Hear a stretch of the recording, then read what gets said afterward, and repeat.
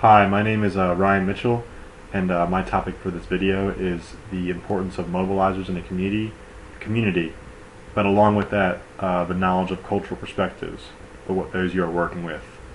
The reason why I picked two topics is because I believe they both go hand in hand in a way, especially in the United States, where there are so many different cultures and types of people with different religions all around you, and each group of these people have different traditions, different types of ways they act, ways they live, and I feel that we need to work with all of those different types of people.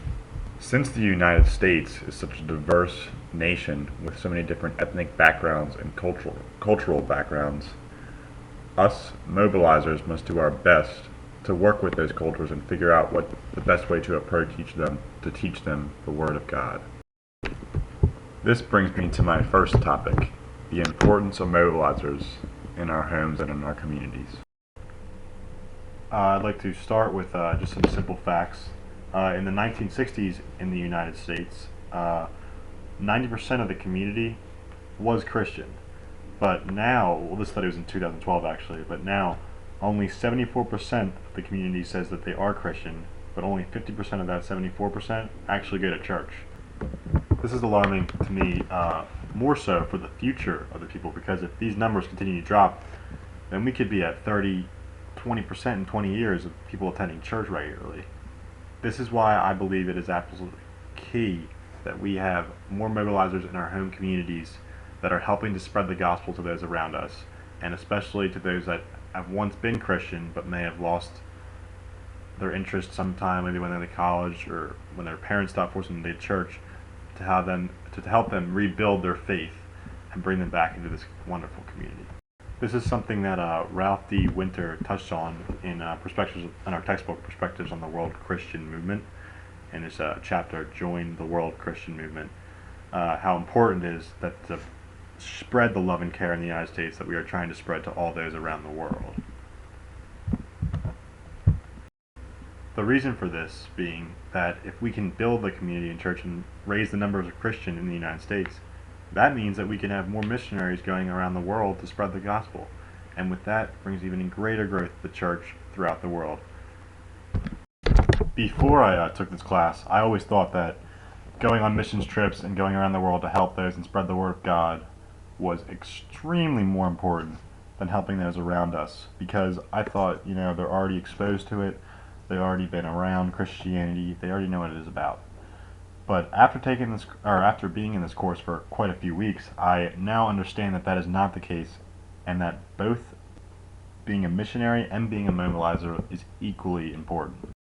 What backs up that statement is yet again in Ralph Winter's chapter, Join the World Christian Movement, as he states that not only do mobilizers help with the poor, the needy, and the church, but they also prep those missionaries that are going out and helping those all around the world. This next section of the video will be more based on mobilizers understanding the cultural perspective of those they are working with.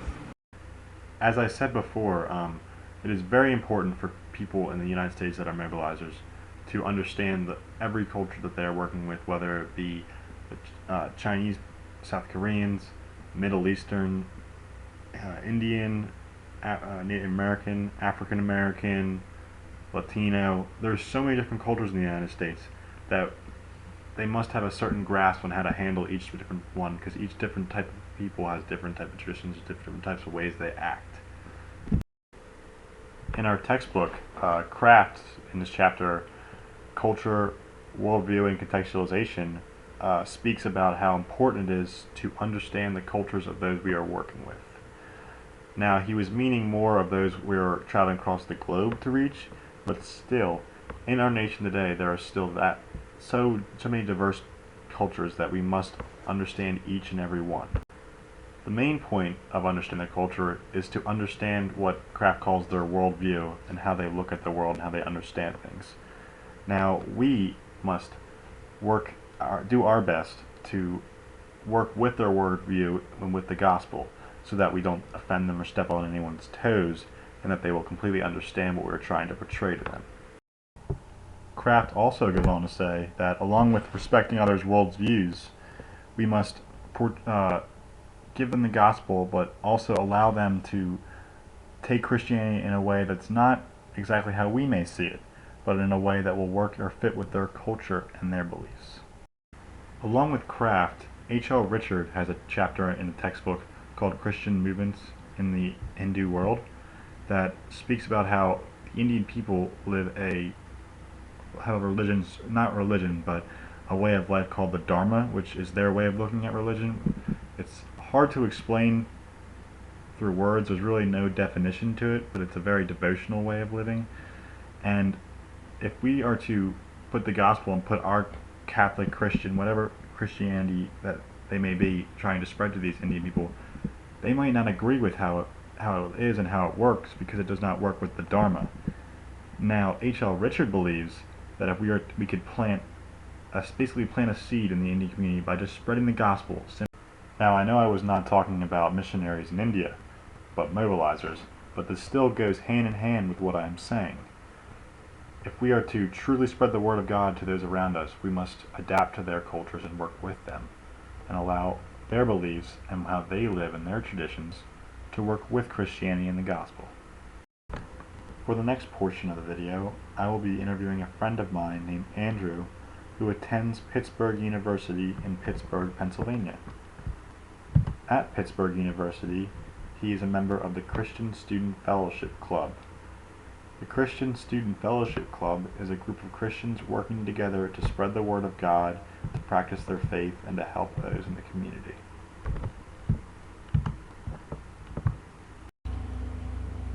So my first question for Andrew will be, how do you draw students to join your group? Well, usually we'll invite people out to a movie or have a game night, and usually we'll show them then the other side of our organization, which is the Christian side, and just show them, try to have a good time with them and invite them back to more groups in the future. My next question for Andrew is, what is the cultural diversity of the group? We have a very culturally diverse campus with students from all over the world, but in general our club is mainly Caucasian Americans, but this is due to the fact that there are many other clubs on campus, such as the Asian Christian Fellowship and also our Black Student Movement, which is called Ignite. For my next question, what are the goals of your club and for your future members, or not for your future members, for the current members in the future, and how often do you guys meet?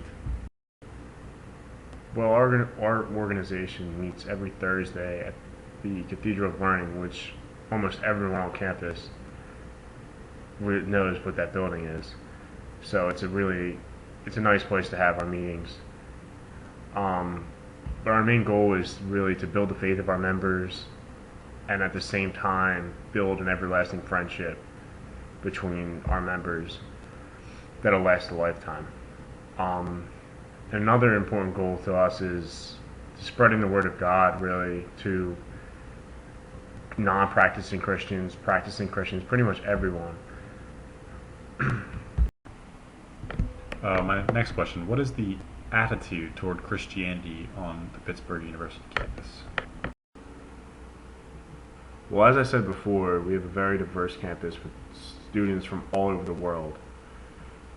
So we have a lot of different opinions at our school of our actual group itself and in Christianity as a whole.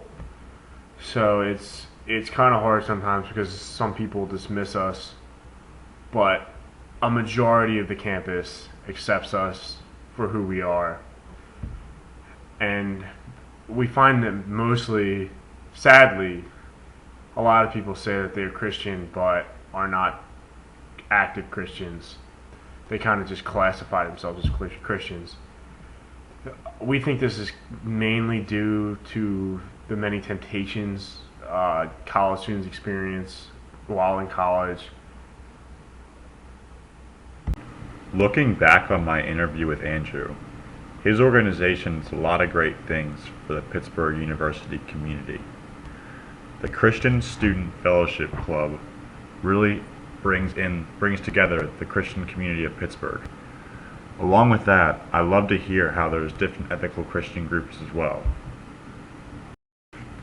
When hearing about the different ethnical Christian clubs at Pittsburgh, it really gave me a great idea on how to possibly spread Christianity through our communities. This idea is to have mobilizers to target people with the same ethnical background as themselves. The reason for this is that they're the same ethnicity, they may have a better understanding of this person's worldview. Another part of the interview that stuck out to me is how the community of Pittsburgh University responded to the Christian community. It was very pleasing that many of the students at Pitt respect and accept the Christian students. It is also disheartening that some dismiss them. One of the things that Andrew's organization did that I really liked was how he enticed people by inviting them to a movie night or something along that line. I think this is a great idea, mainly because a lot of people probably think that these Christian club meetings are very boring and people are just there for prayer or worship, which people who are not strict or truly faithful Christians are not very fond of doing, or they not or do want to partake in.